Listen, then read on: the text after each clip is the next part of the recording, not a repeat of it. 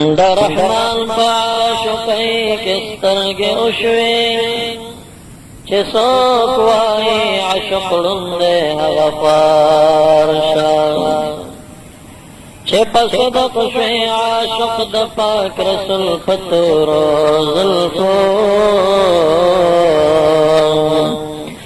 نو شاهان د زمانې به د دربار جوړ کوي إن الله ملائكته يصلون على النبي يا أيها الذين آمنوا صلوا عليه وسلموا تسليما درود الشريف عليه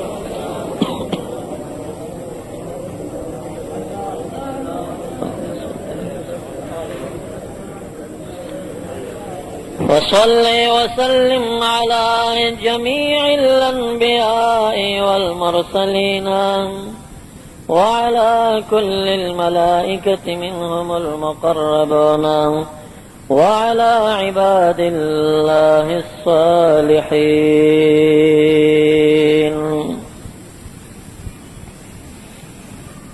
زما معزز و محترم و سامعین و حضرات رونو،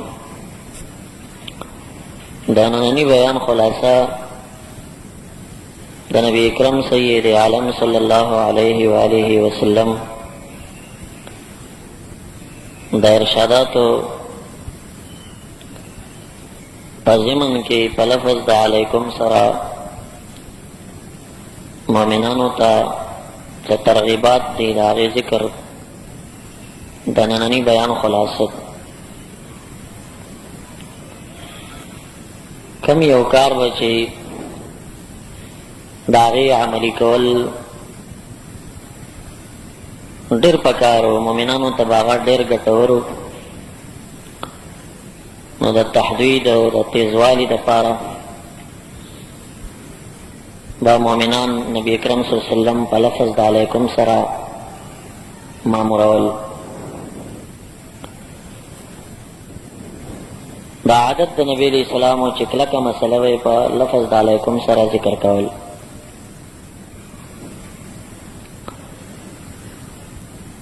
نو د دې بیان نننی خلاصه دا ده چې څه څیزونه دي چې هغه نبی اکرم سید عالم صلی الله علیه وسلم مسلمانانو ته په لفظ د علیکم سره بیان کړي.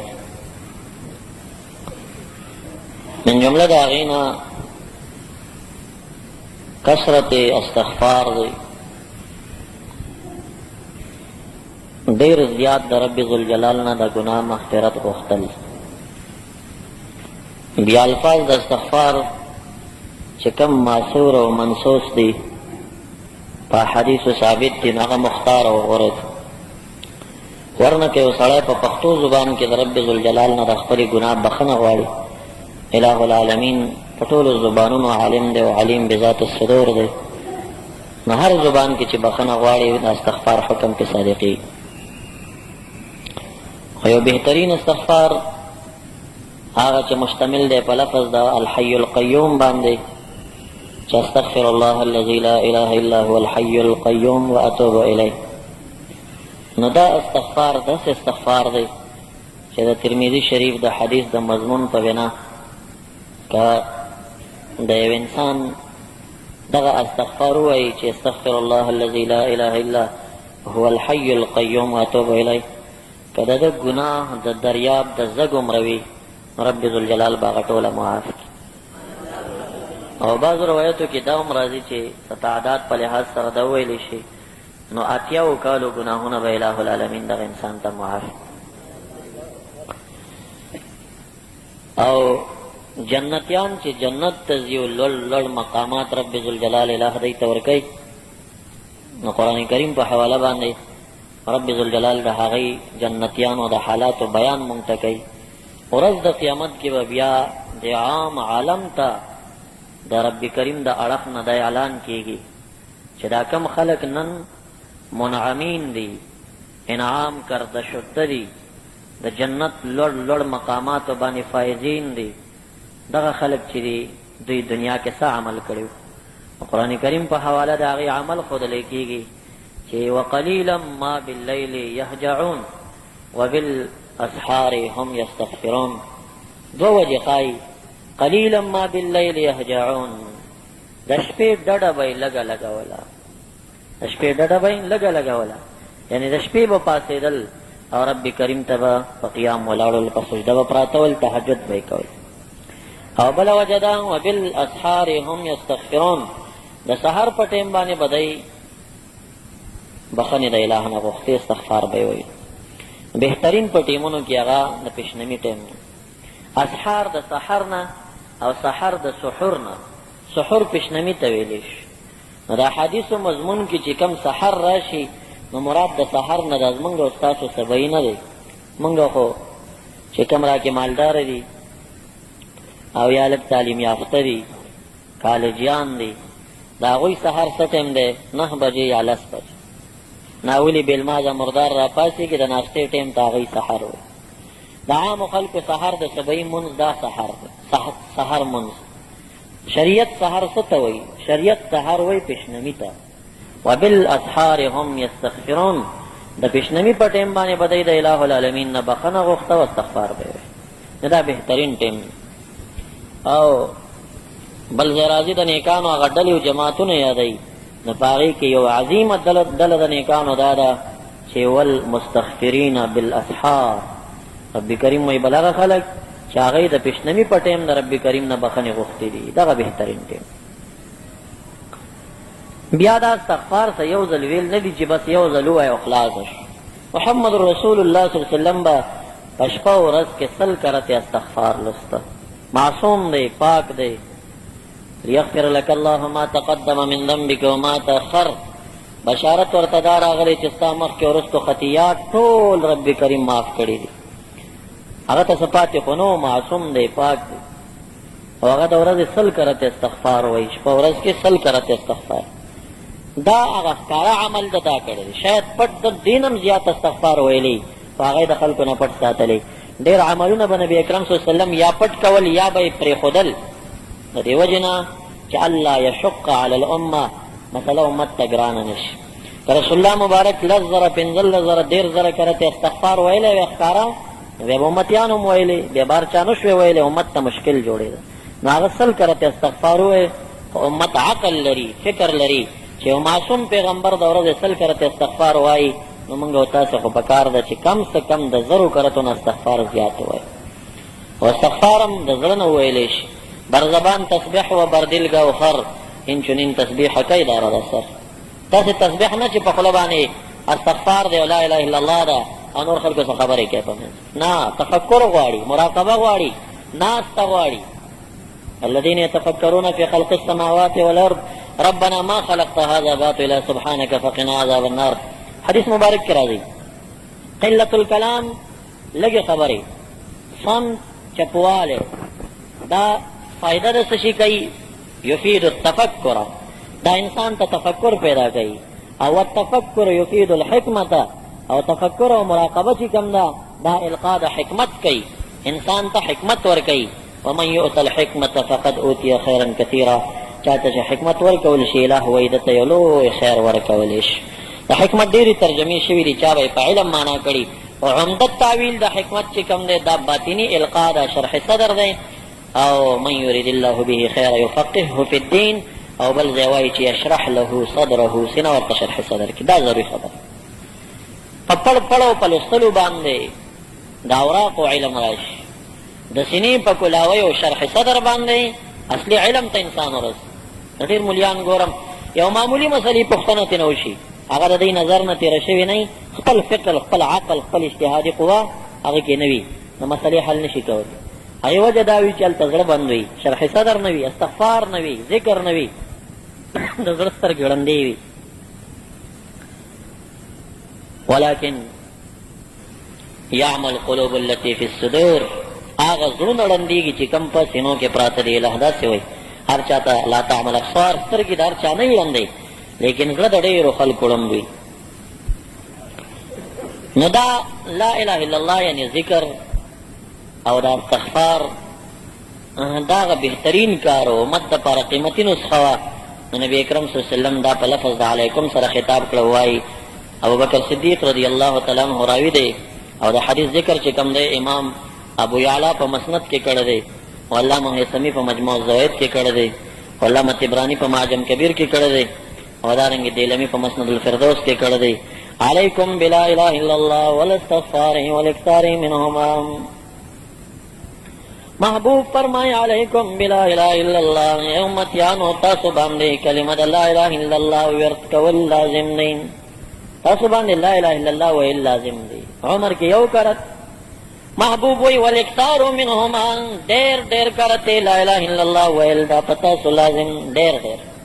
یو حدیثو هغه حدیث ما ته وی چې په زندګۍ کې کلمه لا الہ الا اللہ ویلې شي بس کافی ده. دا شیخان چې تسبیح پیرا کړی دی او ځان سره لګی دی لا اله الا الله لا اله الا الله، دا بدعت دی، دا سره جایز نه. هغه بیا چې ته مردار شو بدبویا علاقه خلک هم پټول خبره دی مردار بوی ته ختم بیا نو داغه الفاظ داو دخله چې لا اله الا الله مکرر اول جری دا بدعت وی چې لا اله الا الله به یو ځل وای ډیر به بیان وای کدا سي ډیر دی به بدعتي درنه وی جوړي. اوس چې لا اله الا الله چې محبوب وی افضل ذکر لا اله الا الله، نو دا خو دغه حدیث خپل خبره نه ده، د مولیانو وکیخي خدا مطلبي هغه چې دې زړونو کې کم مرداري پرته ده، هغه خبره دی یرځي کې نه ښکارا کوي، لا پټي دي چې کله دې نظام راشي به ډېرې او عجوبې او ناشنا خبرې اوري. دا څه خبرې شروع شي لکه اوس خدا وی چې په زور ویلې ناروا دي کنه، په زور یې مو خو بیا یو وخت داسې راځي چې بیا دا وایي نه بس چې پیدا شو یو ځل دی ویلي کنه، نو بیا ویلو ته څه ضرورت. نو نبی اکرم صلی الله علیه وسلم وی والاکثار منهما، ډېر کرته کثرت سره لا اله الا الله ویل چې دي دا پتا سو لازم دی. والاستغفار تاسو باندې استغفار لازم دی، الهنا بخنه غواړئ. والاکثار منهما او استغفار مکرر وایي، ډېر وایي، ډېر کرته وایي. الناس بالذنوب والكوني بلا اله الا الله والاستغفارين. یقینا ابلیس دا فریاد کوي وای ځان سره ما خلق د ګناه په کولو باندې هلاک کړل، تباہ برباد نکړل، لیکن اهلكوني بلا اله الا الله والاستغفار. شیخانو ز هلاک کړم په لا اله الا الله او استغفار باندې. ابلیس وی فریاد چې ما خلق په ګناه هلاک کړل، خو د خلکو ز په لا اله الا الله هلاک کړم او زی په استغفار باندې هلاک. نو وابي خو لا اله الا الله نو وی هغه شیطان هلاک نه دی، دی ټټو دی هغه په سور دی. خو کوم چې شیخان دي او نیکان دي نو دا غي شیطان هلاک دی په دغه وجه چې دی کلمه لا اله الا الله او دارنګ دی استغفار وی دی باندې شیطان هلاک. او شیطان بیا څه چل کوي فلما رايتو ذلك لكتم بلهوائن. ځکه شیخانو ګورم یا په استغفار او کلمه باندې ما هلاکینو هلکتم بلهوائن، زي په بدعات مبتلا کما زبې شیخان هلاک کم په بدعتونو باندې او د هوا په اتباع باندې د نفس خواهش تاوی. بعض شیخان شته دا رنگینی 500 تسبیح به مور سره د مولا مسلې ته پړو مسله نه وای، بس هغه نفس دومره په هوا کړی وي، دومره دا شیخی او د دوستۍ د خدای تعالی د لار چې دا داسې لار ده چې کله دې کې سړی ورخوږ شي او دا شیخي مضبوطه کړي نو بیا دی څه تجلي ګوري، کله خوب کې ګوري، کله په ویښه یو پړق ګوري، یو شی ګوري. دا شي باره کې امام رباني رحمت الله علیه وایي چې دا جوز و میز دی چې تربیه کولی شي په دې باندې اطفال الطریقت. دا خدای تعالی د دوستۍ دا لاره دا ډېر اوږد بیابان دی، دا ډېره اوږده لاره ده.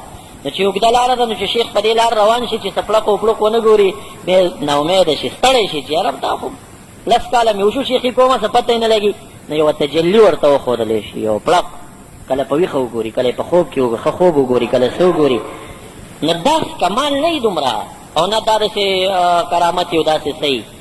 دا امام رباني رحمت الله علیه وایي لکه ماشوم چې جاړي نو مور هغه ته میز ورکوي، میز باندې ماشوم غلی کوي. وایي دغه سړی د خدای د لارې په مکتب کې لا ماشوم دی، نو دغې ماشوم ته دا پړق وپړق ښایي دې لپاره چې دی لږ خوشحاله وي چې مخکې نور هم څه شته خو لږ ځان ټینګ کا، دا ټینګی په دې کار باندې.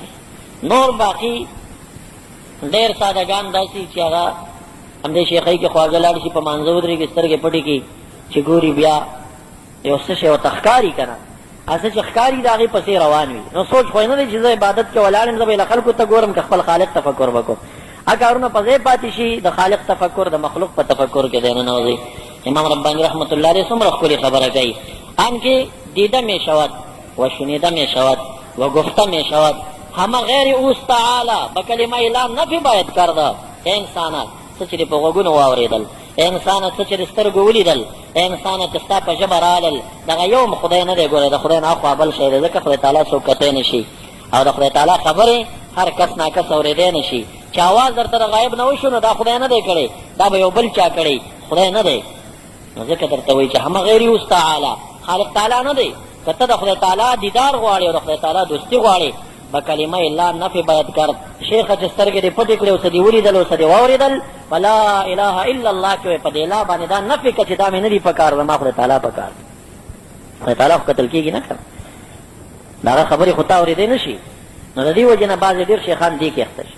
نو دا وایي فلما رایتو ذلک، شیطان وایي چې کله زه دا شیخان وګورم چې لا اله الا الله کلمه استغفار وایي، اهلکتم بالاهوای، نو زه بیا په بدعاتو د خواهشات نفسانیو په غرور او تکبر او دعوو باندې د هلاک کم.